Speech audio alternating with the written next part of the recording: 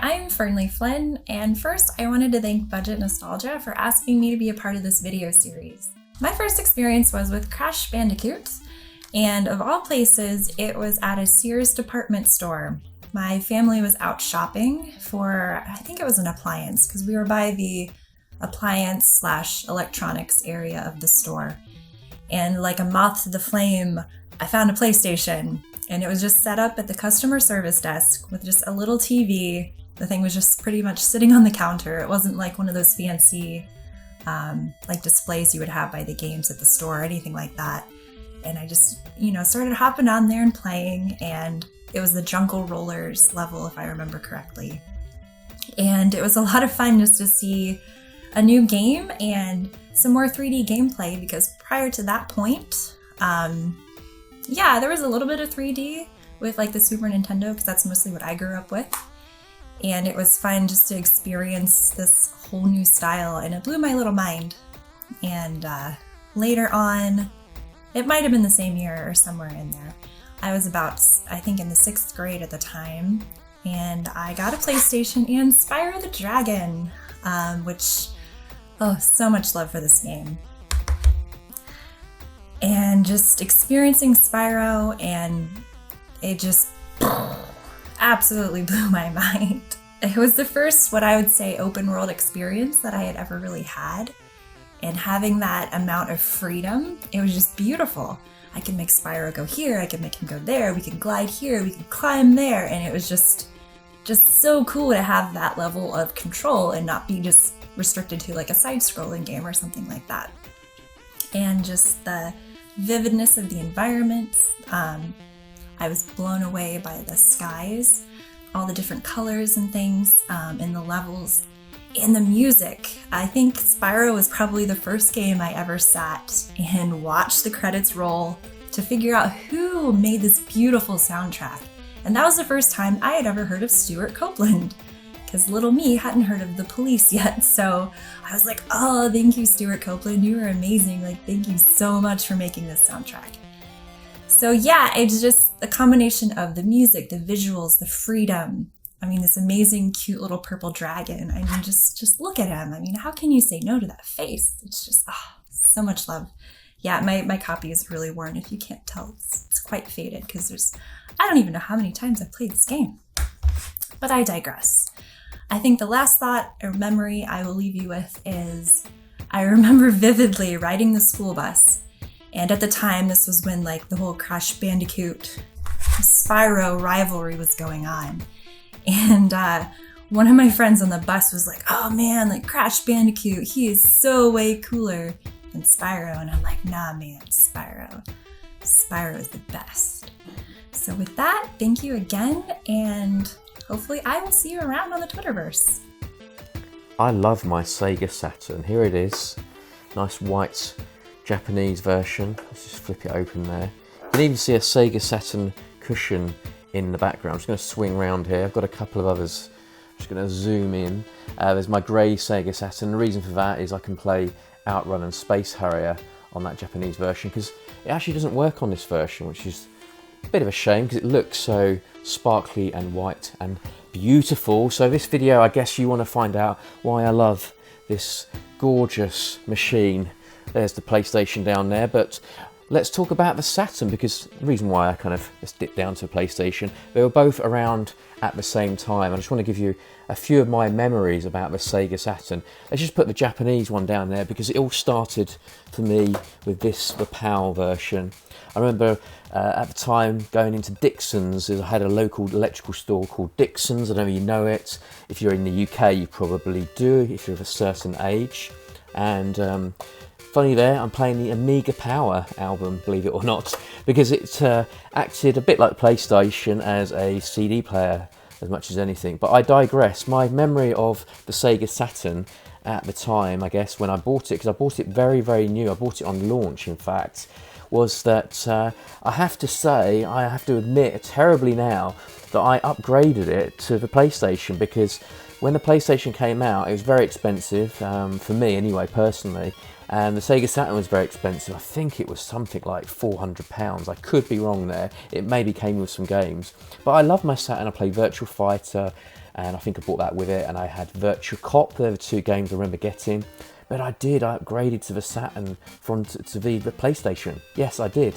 I have to admit it. But I came back to it, and I'm totally in love with the PlayStation. But I love the Saturn as well. Why not both? And some of my favourite games, I have to say, are Daytona USA.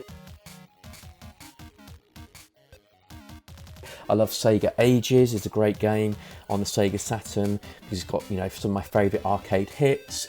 Die Hard Arcade is a real favourite of mine. Also stuff like this, look, Club Saturn. Have you ever seen that before? It's kind of a cool, you know, I think it was a British thing that released some club classics there. Marshall Jefferson, Back to Bases, Paul Trouble Anderson. If you remember those sort of 90s DJs. So the Saturn was a 90s thing for me. I did get back into it, don't worry. I was with the PlayStation, but I have them both, so I've kind of got the best of both worlds. I do like the Japanese version, and I love the controller, as you can see here. There's some memories from me, just a very short exercise in some games you love memories. Don't forget to like and subscribe our channel and follow us on the old social media, and I can't wait to hear everybody's comments on the Saturn II on this video. Hi there, it's Liam here, also known as Sinister Graves on Twitter and YouTube. Thank you very much for the invitation to be a part of these gaming memory things. And so in the 32-bit era, as a huge beat 'em up fan, I was really tempted to cover Tekken 3, but I've opted actually instead for Soul Blade, the beginning of the Soul Calibur series. For me, it was so different to everything else I played. Growing up playing Street Fighter, Mortal Kombat, Soul Blade was a lot more technical. A bit like the way with Tekken, you had more side steps because we'd gone into 3D now. You had a lot more emphasis on parries. You had a lot more emphasis on evading the attacks with side steps, countering, and then you had your vertical and horizontal slash attacks. So the arcade mode, absolutely brilliant. I was very much a Lee Long player because I loved his three-pronged staff. But the also thing I loved about it was Edgemaster mode. Now, Edgemaster mode was like an RPG essentially, which was for me absolutely unheard of in beat 'em ups. You had backstory of a character, you kind of went around the map, you went around doing certain quests, and you actually got weapons out of it. And those weapons then could be used in all the other modes, like the arcade mode, the time attack, the team attack. It was like having another character because each of them had different attributes. And that, for me, was it just gave it so much more depth to it for what was essentially, seemed quite a simple game at first, but you just keep coming back to it, and recently I have gone back to it again. But the one thing I will always say about Soul Blade is the intro.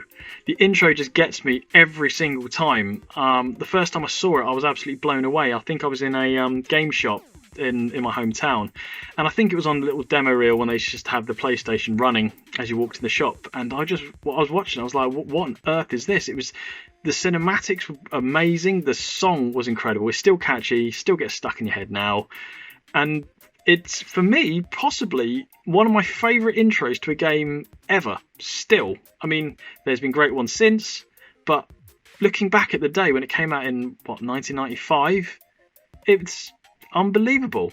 So that, for me, would be my gaming memory, as I will still play it now, and it gave birth to the Soul Calibur series, and that's where it all began. But thank you very much for the invite. Take it easy! Thank you, Budget Nostalgia, for this opportunity to do a little collaboration going over the Sega Saturn, PlayStation, N64 era of gaming. This was an important time of gaming for me personally. It's when I really got into the scene. Being a PlayStation kid when I was younger, these are just a couple of the games that I played and I thoroughly enjoyed. Poured hours and hours and hours into these games. Unfortunately, I didn't own a Sega Saturn when I was younger, but I had one friend, Scobie, who had one, and we would pour hours and hours of time into this game here. Fantastic game, love playing the tag mode, and the soundtrack in Sonic R is absolutely amazing. But what I really wanted to touch on here was the N64. This has a lot of fond memories for me.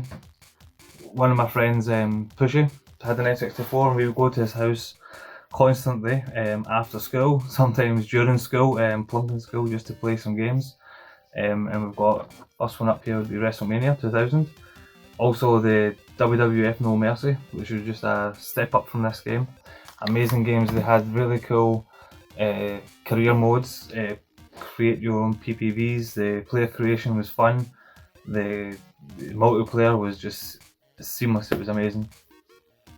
Next one, you can't mention N64 without mentioning GoldenEye, and its spiritual successor, Perfect Dark.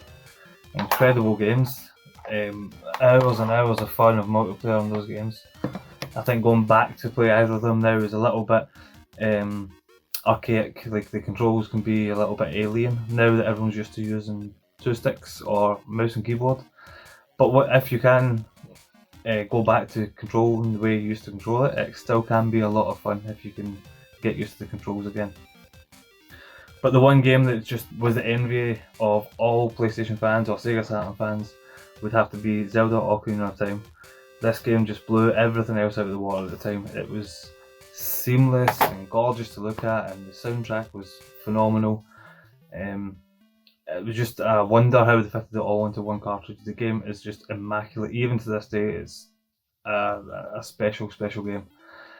So that's my little thought on the gaming era of PlayStation, Saturn and N64. Thank you very much for having me. Hi there, I'm that UK gamer, and I want to thank Budget Nostalgia for inviting me into this video about games for the PlayStation 1, Sega Saturn and Nintendo 64 generation. I'd also like to apologise for my hair. I am literally melting in this heat wave. I'm melting! Melting! Oh, what a world! What a world! So, the game I've chosen is for the Nintendo 64, and it is, unfortunately I don't have it to hand, Diddy Kong Racing. This game holds a very special place to me in my heart, similar to where this badge is. Why? Well, before the 64 I only had a Master System, so getting Diddy Kong Racing, which was the first game I ever owned on a Nintendo 64 at Christmas 1997, was a massive leap for me in terms of my video game history. Before, I'd only been used to 2D graphics, 2D travelling, left, right, up, down. This was the first time I properly got to experience 3D gaming, and that was huge for me as an 11-year-old.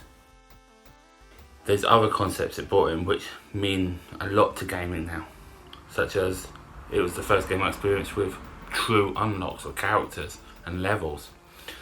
Having the ability to do a cooperative story mode through a cheat code admittedly, but you could still do it.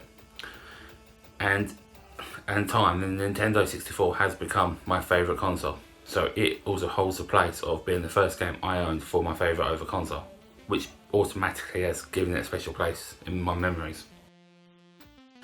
I also want to thank the game because it has got me into racing games. I'd played Super Monaco GP on the Master System as part of Master Games 1, but this was something completely different. Proper 3D racing against several players, mostly my brother admittedly, but still. But also something different because that was serious F1 style racing. This had weapons, was cartoony racing. More along the lines of Mario Kart. But by the way, Diddy Kong Racing is better than Mario Kart 64. But it did get me into liking future Mario Karts such as Double Dash. And even into more serious racing games such as Forza.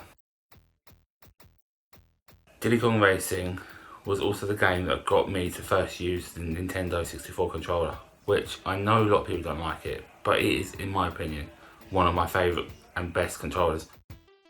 I can see why people get confused with it, but I find it's a natural fit for me. Maybe I'm just weird, I don't know. But Diddy Kong Racing on Nintendo 64, but not the DS version, that's terrible, holds a special place in my memories. Thanks, bye. Hey everyone, this is Colonel Falcon, and today I'm going to take you all the way back to 1997 because that's when my friends and I used to play Mario Kart 64. Imagine this, 1997, Friday night.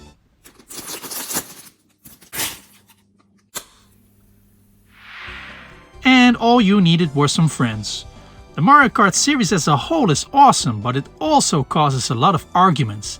And with us, that started on the character select screen. I mean, there are just 8 characters to choose from. Eventually, we got to some racing, and we always played all 16 courses in a row. We were very competitive, so most matches were very close, but since we played so much, I knew there were some tracks where I'd have the advantage. I just needed to make sure I do good on Sherbet Land and Rainbow Road. I didn't always win though, but that's fine, because there's really nothing better than having fun with your friends. Unless of course they bombard you with red and green shells, and let's not talk about the dreaded Blue Devil.